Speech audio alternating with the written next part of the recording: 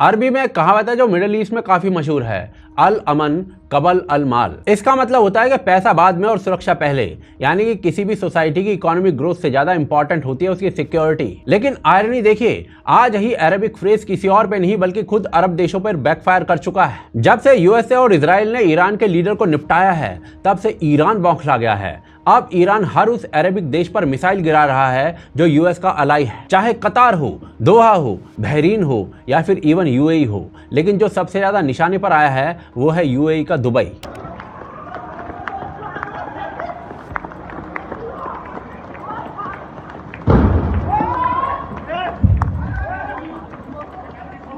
यहाँ पर पिछले कुछ दिनों से लगातार मिसाइल और ड्रोन अटैक्स किए जा रहे हैं और ये उस दुबई का हाल है जिसे सालों से बेचा गया था as the safest city in the Middle East. This is how safe Dubai is. Best places in the world to live, quite literally. Greetings from a very relaxing dog walk in the best and safest city in the world, Dubai. Guys, I just landed in the second most safest country in the world. लेकिन जैसे ही एक रात में 165 ballistic missiles और 541 drones UAE की तरफ आए, ये पूरा सेफेस्ट प्लेस वाला नैरेटिव रातों रात हिल गया।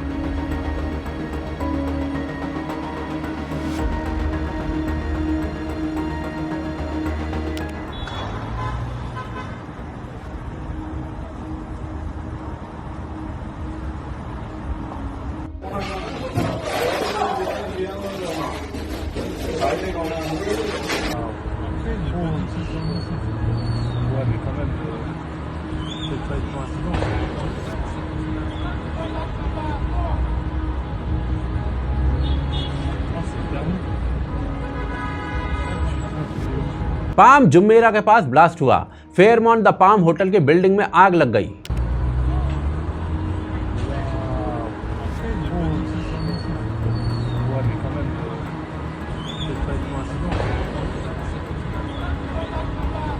बुर्ज अल अरब जो दुबई का सबसे इंपॉर्टेंट प्लेस है, उसके एक्सटीरियर में आग लग गई।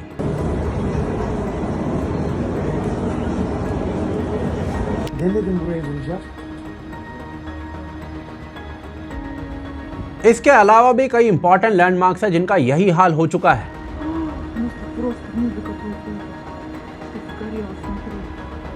जेबल अली पोर्ट पर धमाका हो गया, दुबई इंटरनेशनल एयरपोर्ट का पूरा फ्लोर ही बर्बाद हो गया। Go out, go home, don't stay here, go on.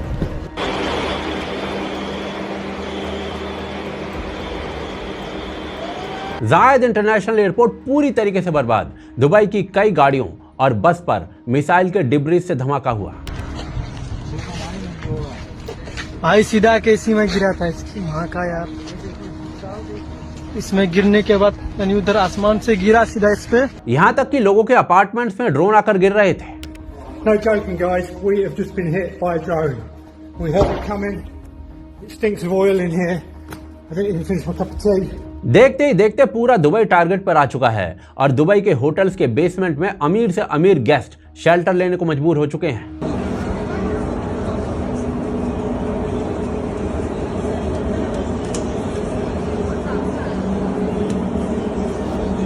और सोचिए उस दुबई में हो रहा है जिसे दुनिया की अल्ट्रा सिक्योर फाइनेंशियल हेवन कहा गया था, जिसको इन्फ्लुएंसर्स ने हमेशा ब्रांड किया था कि दुनिया की सबसे सिक्योर जगह है। वहीं आज ये हालात है कि वहां के वर्किंग लोग और टूरिस्ट सीधे सीधे कह रहे हैं कि टिकट कटाओ और अपने अपने देश भाग लो। Right now, and I can see. Oh no. Not meant to be happening here. Can't everyone just chill out? Biggest concern is that people like.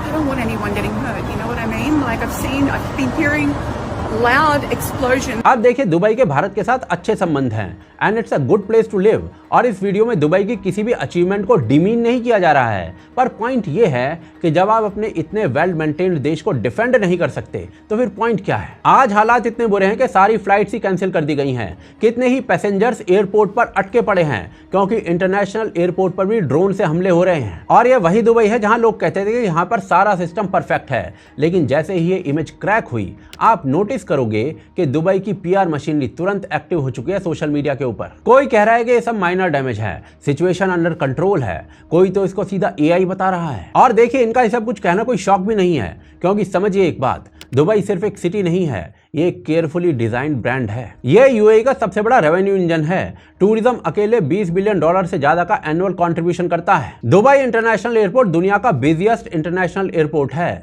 हर साल 80 मिलियन से ज्यादा पैसेंजर्स हैंडल करता है। रियल एस्टेट, टूरिज्म, फाइनेंस सब कुछ stability के नाम पर चलता है। यहाँ इन्वेस्टर्स पैसा तब लगाते हैं जब उन्हें पता होता है कि रिस्क कम है। इसीलिए दुबई ने अपनी इमेज बनाई safest city in the world की, और इस इमेज को बनाने के लिए इन्फ्लुएंसर्स मार्केटिंग का हैवी यूज हुआ है। हर दूसरा कंटेंट क्रिएटर दुबई में लग्जरी लाइफस्टाइल दिखाता है। वो दिखाता है कि दुबई में देखो कितना अंधा पैसा है, कितना सेफ है, इससे बेहतर कोई जगह हो ही नहीं सकती। और बाकायदा इसके लिए इन्फ्लुएंसर्स को स्पॉन्सर्ड कंटेंट के लिए लाइसेंसिंग सिस्टम तक इंट्रोड्यूस किया जाता है। मतलब आप दुबई में इन्फ्लुएंसर तभी बन सकते हो जब आपको लाइसेंस मिलेगा, और लाइसेंस उसी को मिलेगा जो सिर्फ पॉजिटिव बातें बताएगा। और इसी कारण से क्या दिखाना है क्या नहीं दिखाना है वो हमेशा कंट्रोल में रहता है। लेकिन कहते हैं ना कि जितनी भी मार्केटिंग कर लो, आप रियलिटी को हमेशा के लिए नहीं छुपा सकते। दुबई या फिर यूं कहें कि यूएई ने अपने डिफेंस और सिक्योरिटी को कभी भी सीरियसली नहीं लिया। ये अपनी सिक्योरिटी के लिए हमेशा डिपेंडेंट रहा है अमेरिका के ऊपर। और इसका रिजल्ट ये है कि ईरान ने एक बार हल्का सा कोऑर्डिनेटेड अटैक क्या किया कि पूरा का पूरा दुबई एक्सपोज हो चुका है। आप बैलिस्टिक मिसाइल्स की बात कर लो, ये 15,000 से 20,000 किलोमीटर पर आवर की स्पीड से ट्रैवल करती हैं। मतलब कुछ मिनटों में टारगेट तक पहुंच जाती हैं। इसमें रिएक्शन विंडो बहुत छोटी होती है। और यूएई के पास डिफेंस के नाम पर अमेरिका का थार्ड सिस्टम ही है, जो कि हाई एल्टीट्यूड पर बैलिस्टिक मिसाइल्स को इंटरसेप्ट करता है। पेपर पर आपको ये डिफेंस स्ट्रॉन्ग लगेगा, लेकिन जब 541 ड्रोन्स एक साथ आते हैं तो ये सैचुरेशन अटैक बन जाता है। सैचुरेशन अटैक का मतलब होता है कि इतने ज्यादा टारगेट्स भेजो कि सिस्टम ओवरलोड हो जाए। अब थर्ड सिस्टम में प्रॉब्लम यह है कि ये सैचुरेटेड अटैक को ठीक से हैंडल नहीं कर पाता है। और देखिए दुबई का वल्नरेबल डिफेंस सिस्टम ऐसा नहीं है कि पहली बार एक्सपोज हुआ है, यह इससे पहले भी कई बार एक्सपोज हो चुका है।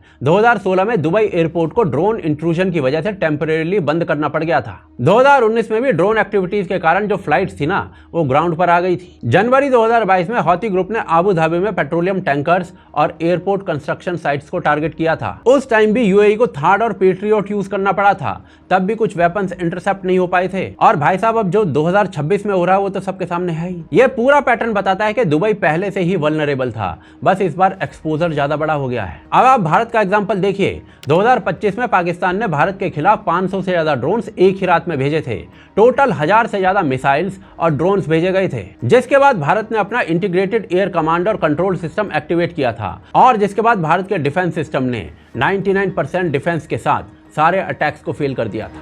9 मई को पाकिस्तान ने करीब 1000 मिसाइलों और आर्म्ड ड्रोन्स के भारत पर बहुत बड़ा हमला करने की कोशिश की। ये मिसाइलें भारत के किसी भी हिस्से पर गिरती तो वहां भयंकर तबाही मची, लेकिन 1000 मिसाइल्स और ड्रोन्स को भारत ने आसमान में ही चूर चूर कर दिया। भारत के पास आज मल्टी लेयर डिफेंस सिस्टम है, जिसका मतलब होता है कि अगर एक लेयर मिस करें तो दूसरी लेयर एंगेज हो जाएगी। दुबई ने गगनचुंबी इमारतें खड़ी कर डाली, लग्जरी इमेज बनाई, इंफ्रास्ट्रक्चर बनाया, लेकिन अपने सिक्योरिटी को लाइटली लिया, जिसके कारण ईरान ने एक ही अटैक में सारे नैरेटिव की हवा निकाल दी। सुरक्षा ग्लैमर से ज्यादा इंपॉर्टेंट होती है। कितना भी पैसा बना लो, कितनी भी इमेज बना लो, कितने भी इन्फ्लुएंसर से अपनी इमेज बनवा लो, अगर सुरक्षा मजबूत नहीं है, अगर ग्राउंड रियलिटी को इग्नोर करोगे, अगर आप अपने रीजन के रिस्क को अंडर एस्टिमेट करते रहोगे, तो एक ही रात का अटैक पूरी कहानी को बदल सकता है। और अंत में कहानी यहीं पर आकर रुक जाती है।